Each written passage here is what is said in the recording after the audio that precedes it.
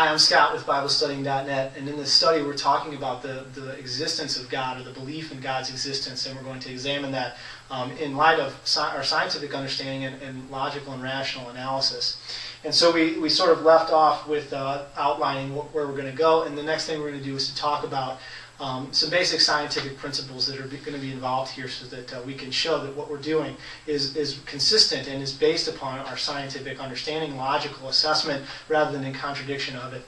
And so I want to start with the scientific method. Obviously, the scientific method is a developed manner or a procedure by which we can understand the world around us. And so what we do in the scientific method is we basically observe various instances or aspects, events, or phenomenon. We make hypotheses about these things in order to explain how or why these phenomena are occurring, or how they work, why they're occurring. And then what we do is we go back and we test those hypotheses that we've come up with further observations through experimentation, where we're setting up specific instances of the phenomenon at work, so that we can prove or disprove, qualify or disqualify our hypothesis, maybe develop it further or throw it out entirely. And so that's how the scientific method works. I'm going to read some quotes on this again. This is from Columbia Encyclopedia. The scientific method: first, information or data is gathered by useful observation of the phenomenon being studied. On the basis of that information, a preliminary generalization or hypothesis is formed, usually by inductive reasoning.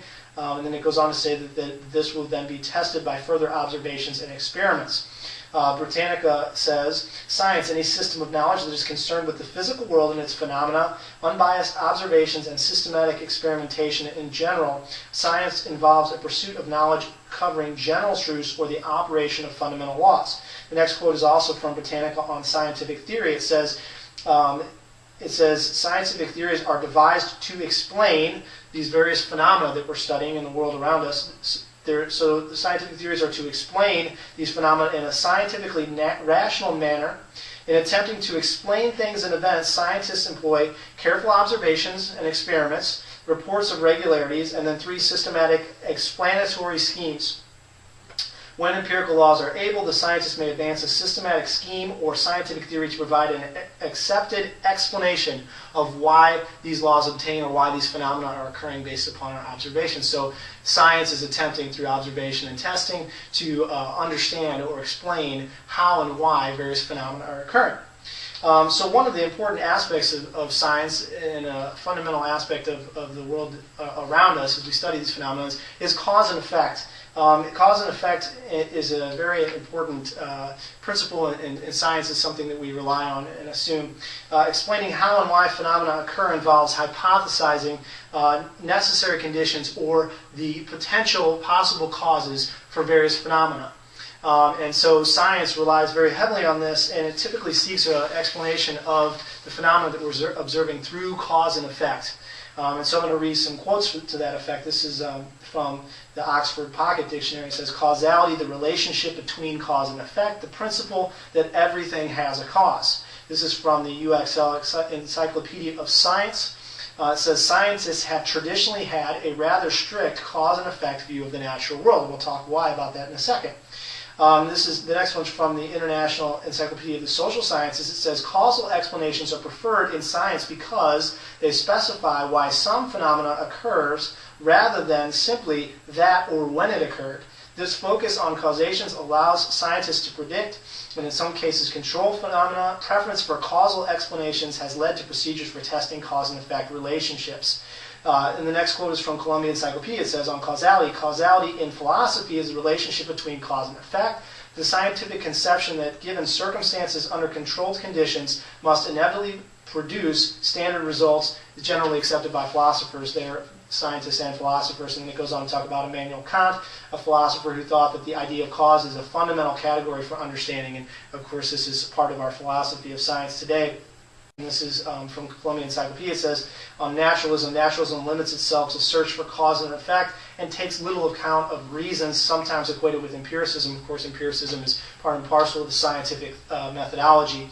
And also from Columbia Encyclopedia, under its definition of teleology, teleology, by contrast, is the attempt in philosophy to understand something or explain something let me read this again. Applied to any system attempting to explain a series of events in terms of ends, goals, or purposes or reasons. As opposed to mechanism, the theory that all events may be explained by mechanical principles of causation. So scientific methodology looks to understand things in terms of causation rather than in terms of purpose or intent or design. So these are going to be important things to remember as we continue forward. The next thing we're going to talk about here is Occam's razor, which is another hugely important principle in science. And this argues for the idea that when we're making hypotheses about phenomena to explain them, we cannot make unnecessary assumptions and add those into our explanation. Only what is necessary to explain the phenomena needs to be included in the hypotheses that we're making. And so anything that's extra, we throw it out. It can't be included from the point of view of science. And so let's read some quotes again. This is the American Heritage Dictionary. It says, Occam's razor, a rule in science and philosophy stating that entities should not be multiplied needlessly. This rule is interpreted to mean that the simplest of two or more competing theories is preferable, and that an explanation for unknown phenomena should first be attempted in terms of what is already known. So that second part, also very important, that an explanation for what we're observing has to be found first in what's already known. Rather than surmising or supposing things beyond what we've already seen. This is from Columbia Encyclopedia. It says on Occam's razor, in the area of logic, it is formulated as Occam's razor, what can be done with fewer assumptions is done in vain with more.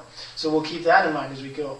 What we're going to be talking about as we talk about the belief or the existence of God deals with the origin and nature of the universe. That's how the cosmological argument usually follows. And so when we do that, we deal with what's called cosmology, which is a particular science dealing with the origins of the universe, the structure of the universe, the nature of the universe. And so that comes from Merriam-Webster's dictionary, cosmology, a branch of astronomy that deals with the origin, structure, and space-time relationships of the universe, also a theory dealing with these matters. So what is the universe? It's a collection of all the phenomena and events and reactions and changes and things that exist that we know about and can observe. So this is from Columbia Encyclopedia, the universe, totality of matter and energy in existence, Encyclopedia Britannica, from their article on physics, the universe as a whole considered as an isolated system, Encyclopedia Britannica, again on the universe it says the whole cosmic system of matter and energy. And then under cosmology, Britannica says the field of study that brings together the natural sciences, particularly astronomy and physics, in a joint effort to understand the physical universe as a unified whole. So now that we've got those basic scientific definitions and principles down, we can apply them to what we know about the universe and see what that tells us about the existence of God. And what we're going to find out is that when we put all the information together, when we stick to the scientific principles and we're informed about this and we're logical about it, it's going to point to the existence of God as the cause or creator of the universe. So we'll start there with the scientific analysis and the scientific information in the next segment.